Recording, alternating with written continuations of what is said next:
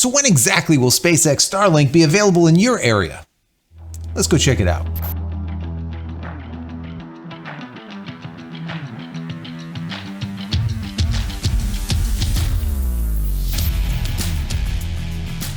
Hey everybody, welcome back to the channel. Thank you so much once again joining me for tea time. Today we have a little bit of fireside.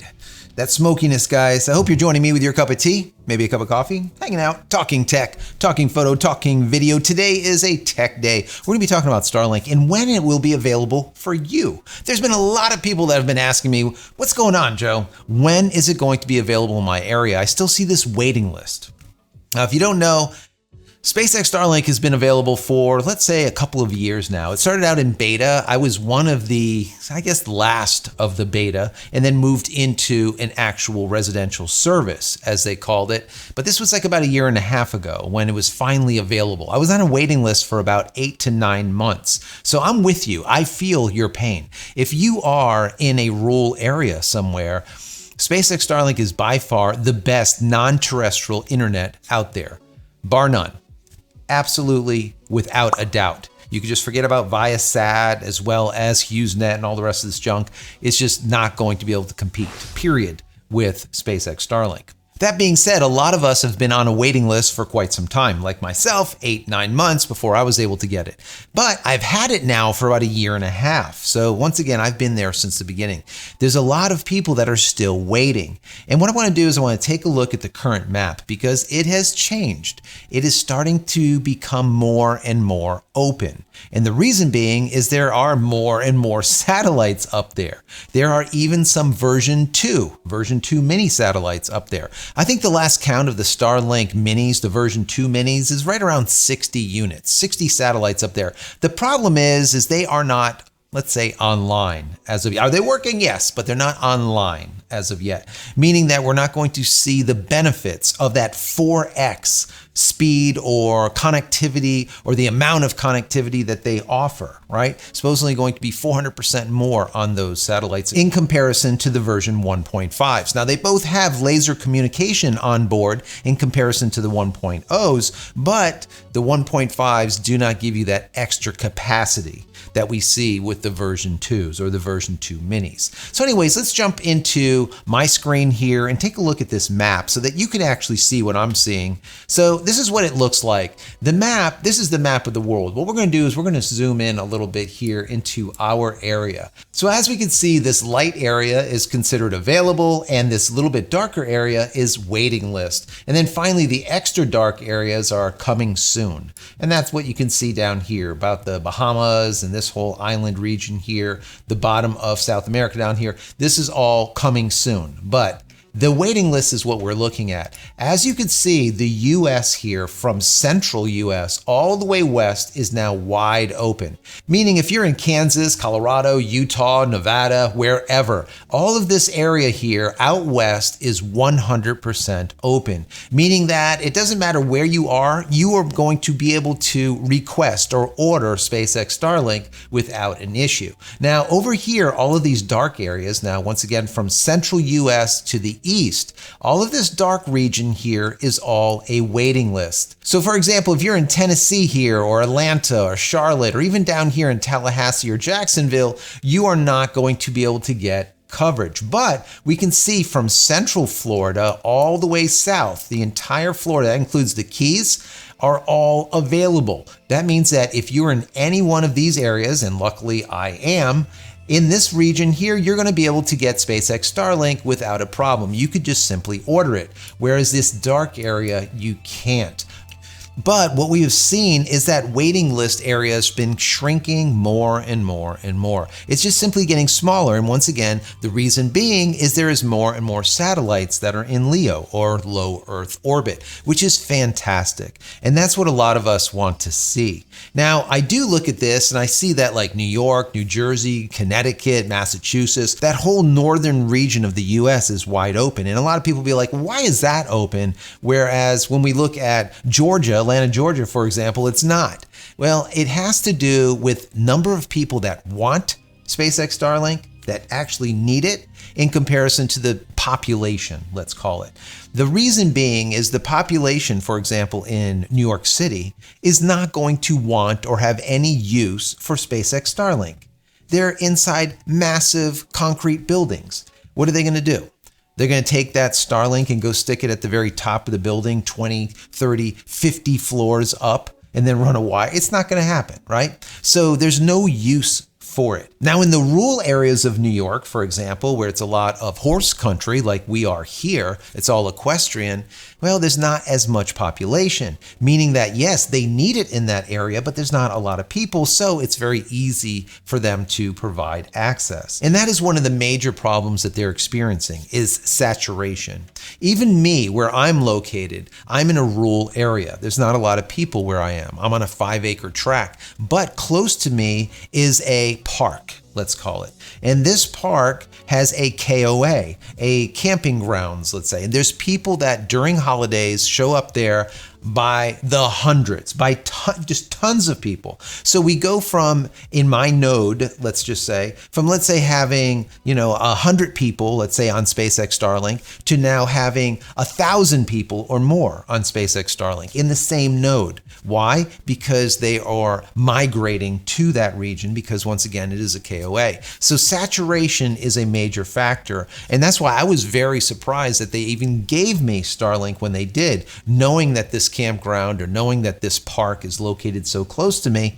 I was very surprised. But I can tell you this, I definitely see slowdowns during holiday season, let's say. When there's a lot of campers, a lot of people are going to the KOA to hang out for a week or more and go see the attractions and do all of this stuff. They are using their Starlinks that are on the back of those RVs continuously, because that's their only form of internet access, and it definitely degrades our service as a residential customer, even though it doesn't supposed to, but it just simply does. And like I always say, there's a finite amount of connectivity. And once you hit that finite amount, you have to now degrade other people's service to be able to provide at least some coverage to everyone.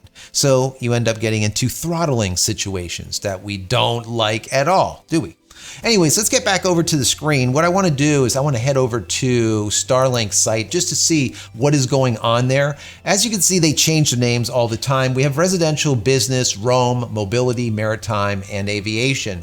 Now, over here on residential, if you don't know, residential is available for $90 per month up to $120 per month. And it really depends on where you're located. If you're in a saturated area, you're going to be paying $120 per month. If you're in a non-saturated area, you're going to be paying $90 a month. Now I come down here and it says, this picture right here definitely should not be on this page. It says travel and Starlink. The Starlink mobile plans, you can take a high speed and low latency internet service wherever you go. So this is true, but don't get this confused. This really should be on the service that we see at the very top, Roam, because that's what it is. If we click on Roam, you can see the unit here. It costs $599 for the kit, which is the same price if you were to buy a residential kit, and $150 per month. Whereas, like I said, residential goes for about $90 to $120. So figure it's about $30 more to be able to have the ability to take this unit and now move it anywhere, once again, in your continent and use it. And now we show here this in motion. This should not be on this page at all because in motion has to do with mobility. So let's just scroll down a little bit here. Portable use, absolutely. You can move it anywhere, as you can see here, and be able to use it. It doesn't matter where you are. Another image here, this is not a roam, this is a mobility unit. That should not be on this page. It's almost like they're trying to cross the line between plans to tell you what is also available on each one of the pages, which is okay. This here, pay as you go, that is absolutely the case. And what's really cool is you can always pause your service at any time and then restart it up. So if we come up here and go over to mobility, just so you know the difference, we can see it's on the back of this truck. It's like a rescue truck. What this is the actual unit is now $2,500. So it's $2,000 more, and it starts at $250 per month. But the difference is now you can use this unit while in motion. So not only can you use it anywhere on your continent, but you can do so while it's in motion. Now, there is another mobility plan called Global Mobility, which allows you then to also use that unit anywhere in the world. So you can put it into your backpack and then take it along with you to another country and then strap it to the back of your rental car and you can use it if you wanted to, which is really quite cool. So this is what we would consider mobility. Once again, you have standard mobility and then you have global mobility. And it depends if you want to take this unit anywhere on the planet or if you just want to use this unit in motion but in your continent. So that is the mobile. Then we have business class. Now, business class is this square dish. It's about 21 by 22 inches. And what's interesting is this dish is the same dish that they use for mobility. It just simply sits flat. So the other couple of plans you're going to see, it's the exact same large dish that we see in the business class. Now the price is the same thing for mobility. It's $2,500 for the kit and $250 per month. And obviously that's going to depend on how much you use and whatnot. So, and they get into this highly reliable internet coverage is what they're saying. Obviously it's a bigger system or a bigger array of antennas, and it gives you a little bit more throughput also. So if you buy business, you're going to end up getting, I believe it's 220 megabits down in comparison to the 100 megabits down that they say that you get through residential, which is not bad. And there it is, matter of fact, high speed, low latency. There is the number, 220 megabits down and 25 megabits up with a latency of 25 to 50 milliseconds. That's not bad. Now, bear in mind, if you want to buy one of these dish, the larger dish, the business class dish, you can, and you can use it with your residential coverage. But my suggestion is don't do it, because it just simply doesn't make sense. Yes, it will do better when it comes to coverage when there's a lot of rain, so you don't get as much rain fade because it is a larger antenna, a bigger array. Once again, it is 22, let's say by 21, it's more square in comparison to like 21 by like 15, which is the residential type style or the roam type style dish. So yes, it is a better dish. The thing is you're not going to get any better speeds out of it. Yes, you might have a little bit better coverage, let's say, during heavy rains or snow, but that's it. You're not going to actually get anything more out of it. So don't go and pay $2,500 for that dish if you just simply have residential. It doesn't make sense. Let's get back over here. So this right here, once again, this is the business class. You're going to pay more, but you kind of get more also. You get greater speeds. And as you can see, this dish is the exact same dish that they use here with mobility. The only difference is there's no stand. You see here with business class, they give you the stand, whereas with mobility, there's no stand. They want you to strap that 100% flat on the top of your vehicle. Now that vehicle does not just have to be a car or a truck or something like that. As we can see here in maritime, it is once again $2,500 for the kit because it's the exact same thing, and $250 per month on the base cost. It does go up from there, but you can see the megabits is once again 220 megabits down. As we recall from before, it's about 25 megabits up with a latency of 25 to 50 milliseconds. You can see with this coverage, you can use it anywhere on the planet, in the water, while moving. It is absolutely not a problem. And once again, it is the exact same dish. And if we move over to aviation, we can see the cost here now goes up a little bit, right guys? $150,000 for the kit, and anywhere from $12,500 to $25,000 per month. That is for the use of it. Now, this is an aviation type of kit. Now, even though it is aviation, it does use the exact same dish, but it seems to be kind of encapsulated by this plastic or whatever it is that makes it very flush with the plane, which is very important. We can't have any drag on the planes, and that's what we see here. This little lump is that dish. This is a SpaceX Starlink, let's call it business class dish, but on the top of a plane. Once again, this kit though is $150,000. That is a ton. But what this means is you can get full coverage wherever you are. You can be at home, you could be in your RV, you could be on your boat, you could be on a plane. It doesn't make a difference. You can get coverage in your continent or in all continents. You can get coverage over land or you can get coverage on water. It doesn't make a difference. There is a plan for everyone. So this is why I think that SpaceX Starlink is going to explode in the near future. They have already went from, let's call it 100,000 subscribers back when I started. I think I started, there was probably about 90,000 subscribers to now 1.5 million subscribers. That includes government, that includes businesses, that includes aviation, as well as maritime. There's Carnival Cruise Line and Royal Caribbean and a lot of other ones that are going with SpaceX Starlink because all of these geocentric coverage type of services are just simply too slow, too great latency, too expensive, and they find that SpaceX Starlink is just simply cheaper and it works a lot better. So we're looking at 1.5 million. So I do believe, even though Elon has about 4,400, 4,500 satellites already up there, we're reaching that saturation point. And that's why we see the waiting list like we do from Central all the way over to the East Coast of the United States.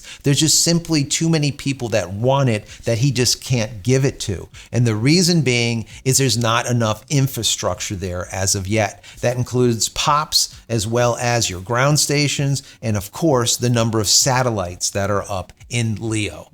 There needs to be more. Now they keep launching these small groups of like 21 or 22 of the version 2 minis, and then they launch the larger groups of about 50 to 55 of the 1.5s. And they're doing this almost weekly. Just the other week, they did 2 launches where they launched on the East Coast and they launched on the West Coast. So they are constantly churning these things out. And as soon as we see Starship actually take off and not explode and go through a couple of test runs, they're going to fill that massive fairing at the top with a ton of version 2 satellites, the big daddy ones. And those are going to be able to carry, once again, 4x the capacity or even more. And at that time, instead of only putting 20 to 50 up at a time, they'll be able to actually launch hundreds at a time in that large fairing at the top. So once that happens, there's going to be almost no need for a waiting list because there's going to be a ton of service available.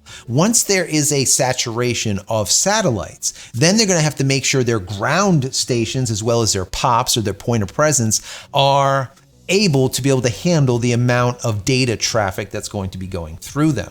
So it's exciting times, I think, going on over there at SpaceX. I'm excited about seeing so many new folks like you watching this channel that say, listen, Joe, I just got my Starlink, and you're so excited, just like I was a year and a half ago when I got mine. It was a life changer. It is a game changer for anyone that doesn't have high-speed internet access available to them, that have been stuck with HughesNet or Viasat or some type of slow AT&T or some other type of DSL service that is just pathetic for 2023. Right? So having high speed for the first time is a revolution. It is a game changer. It is life changing. It is family changing, where the entire family now can cut the cord. You don't need Dish Network or DirecTV or anything. You could use YouTube TV or whatever. You can get Hulu and Netflix and all kinds of other stuff and truly cut the cord. You can do VoIP, which is voice over IP. You can do gaming, all kinds of conferencing, whatever you need to do and not have to worry about the amount of data that you're using because it is being provided unlimited. And that is a major thing. So anyways, guys, I hope you enjoyed this. If you have, throw the video a thumbs up. Don't forget to subscribe to the channel, click this button, do all of these things. And if you just want to say thank you for all of my hard work, there is a thank you button down here. You can give $1 or $2 if you like. If not, that's fine too. Consider becoming a member of the channel. And talking about becoming a member, try becoming a member of our newsletter. I've been working on this newsletter for many years now. There's over 10,000 of you on there already. Check it out. Go over to JCristina.com/join. Once again, JCristina.com/join. There's a lot of new things that I'm going to be doing with this newsletter, and I want you to become a part of it. Also, if you're looking for a VPN or faster internet service or better reliability, check out Speedify. They gave us a promo code, which is JCristina. If you use that, you get 20% off, or you could use a link down below. Click on that and you'll automatically get 20% off. That link is JCristina.com/speed. Anyways, guys, let me finalize with head over to my website, JCristina.com, where you can find all the photography tools I've invented for you and me over the years, and hopefully there's something there that you might like. And if there is, please pick it up and support me and my family. That's it. I'm out of here for another vlog. Many blessings to you and your family. Stay safe, stay healthy, and we'll see you in the next one. Love you all.